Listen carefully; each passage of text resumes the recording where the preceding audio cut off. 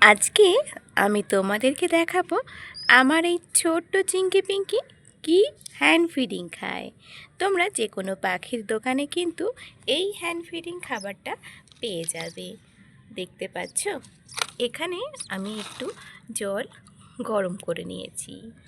এই গরম জলের মধ্যেই কিন্তু আমি এই হ্যান্ড ফিডিং খাবারটা দেব।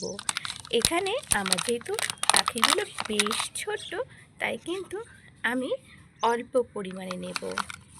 অল্প পরিমাণে নিয়ে ভালোভাবে গুলে নেবার পর কিন্তু এটা আমি একটু কিছু সময় রেখে দেব। কিছু সময় রেখে দিলে খাবারটা কিন্তু বেশ ঠান্ডা হয়ে যাবে। খাবারটা একটু ঠান্ডা হয়ে গেলে তবেই কিন্তু ওদেরকে খাওয়াতে হবে।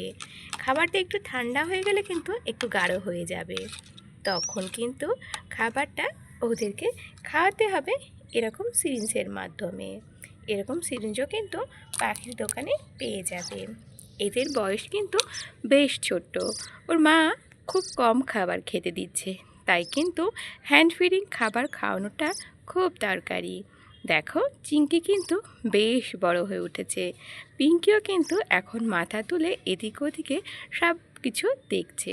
দেখো, ছোট্ট ছোট্ট দুটো ককটেল পাখির বাচ্চা, ওরা এখন সকালবেলায় রোদ পোহাতে এসেছে ছাদে। কিছু সময় পর দেখো, এই যে খাবারটা কিন্তু একটু গাঢ় হয়ে গেছে আর ঠান্ডাও হয়ে গেছে। এবার কিন্তু এই খাবারটা ওদেরকে খাওয়াতে হবে এই সিরিঞ্জের মাধ্যমে।